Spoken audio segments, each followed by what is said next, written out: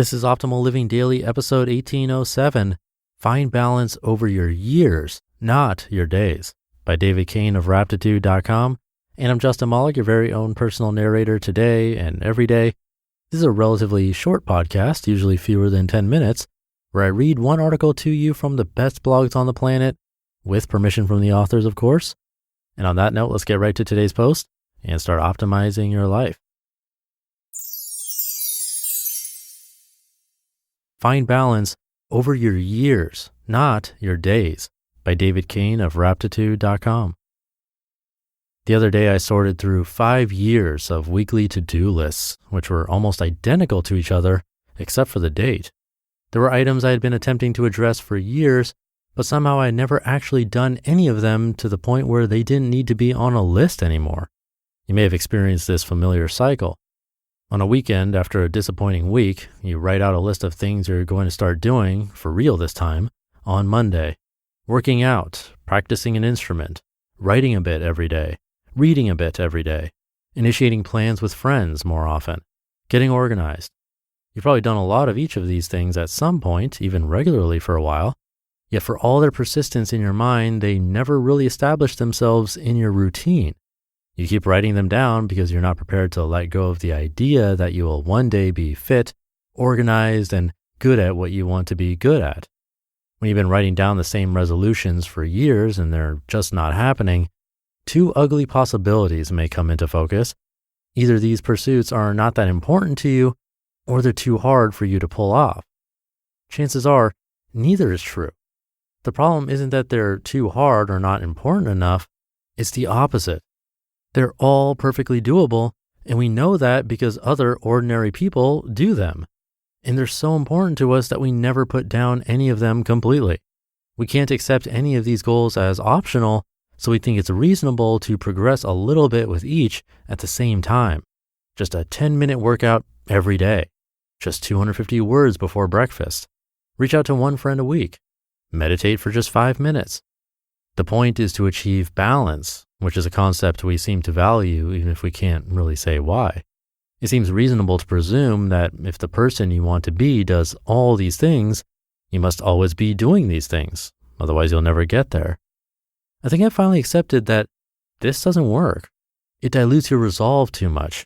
There's never enough progress in any area to keep your enthusiasm renewed, and there's a much greater chance of missing your standards. It makes way more sense to keep most of your plans for improvement boxed and shelved at any given time. Pick just a few, maybe just one, to take out of the box and do something significant with it. On the others, don't worry about making even the smallest amounts of progress, and don't worry about deciding when you will get to them. If they're truly important, then they deserve a more undivided effort. Let your priorities cycle so that everything that's truly important gets to be at the center of your life for a time. Give the important things a year of their own. In 2012, after a magical trip to New York City, I came home to my quiet suburban apartment and I couldn't stand it. My whole life suddenly felt like it was too far from the action. I wanted to become a much more social person than I ever had been. I moved to the busiest area of town. I made a ton of friends that summer and went to a lot of parties.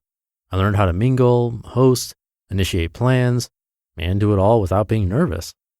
But I didn't do a whole lot else during that time. I didn't pick up the guitar much. I didn't write all that much. I didn't try to get into great shape. I didn't try to get better at my job.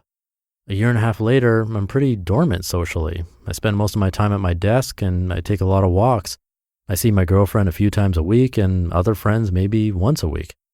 This current passivity towards relationships doesn't reflect my overall values. I love people, and my long-term vision for myself is a well-connected person that spends a lot of time visiting. In the past, I would have felt like there's something wrong with this, because obviously I'm scoring pretty low in an area I know is important. There's no balance. But if balance is necessary, and is it, then I'll let it occur over a number of years, rather than over my daily or weekly routine. If I could spend 10 years giving 10 areas of life each a highly focused year, I'll be vastly better at all of those things than I would be if I worked on all those areas at once, even if I did manage them well. Even though I'm kind of a hermit this year, Last year's whirlwind of socializing left me permanently unafraid to talk to strangers and altogether more relaxed even when I'm alone. I gained so much that year, and I can put it to use whenever I want. The more intense your periods of focus, the more you get to keep from them. There's a natural friction between what we're doing and what we could be doing. So if you completely shut down some of the options, you reduce the resistance to fully engaging the others. Doing that requires the conscious granting of permission to let most areas lie fallow for a bit, even for a year or two. This is against the natural impulse to perpetually worry about everything that's important. We have to assure ourselves that it's still important even while it's dormant. If it's truly important, then it deserves dedication, and dedication requires that we separate it from other dedicated pursuits.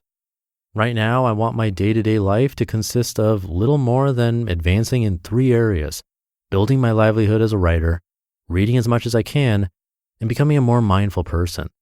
Those bases I can really cover. They reinforce each other well.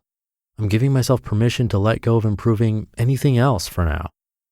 I don't mean that I've become obsessed. I still do my laundry, I still get exercise, I still have fun. But French will wait. Big travel plans will wait. The great novel will wait. They each deserve their own intensive period, and the guy taking them on will be more experienced, better read, and a lot more focused. You could call this a minimalist attitude to growth, and I think that's fair. It has similar benefits to reducing your possessions. Your gratitude and your attention are both split fewer ways, so the overall experience is richer. It's also just a much more efficient way to grow. I'm a lot better a writer than I was only a few months ago because I'm focused on it and I'm doing a lot more of it. When I do decide to take the guitar seriously, I know that I'll improve more in 1 year than I have in the last 10 years. When I take on French again, I'll make a year of it and do it in France or Quebec. Imagine the compound interest from a stack of years like that. If you've been trying to do everything, decide what you're going to focus on and what you're going to box up for 2014. Or to think of it a different way, what do you want to be much, much better at by 2015? You just listened to the post titled "Find Balance Over Your Years, Not Your Days" by David Cain of Raptitude.com. Thank you to David. He's talking about 2014 and 2015, but still applies to 2020 and 2021. This is definitely something my brother talks about frequently on Optimal Health Daily when it comes to building diet and exercise habits and routines. Always, he says, try to just pick one thing and build that in. Now, David did mention he still keeps exercise in his routine. I think that's important. If you were like, oh, cool, I can exercise pretty much never and then 1 year do all my exercise, yeah, that's not going to work. But we can do, instead of picking a bunch of different exercise routines, you can pick one thing that you really enjoy and work on that. If, like his example, it's a big to-do list outside of exercise, it's like a bunch of different things, we'll get nowhere. And we won't make any progress, which is often the only reward we get from having good habits. Without the reward, it's that much harder to stick to it. But if we can pick that one thing, actually do it, and then get the reward and keep doing it, if you keep that up, it'll be much easier to add something in later compared to trying to juggle multiple things at once. So pick your battles. I'll leave it there for today. Thank you for listening and sticking around until the end. Have a great weekend if you're listening in real time, and I'll see you tomorrow as usual, where your optimal life awaits.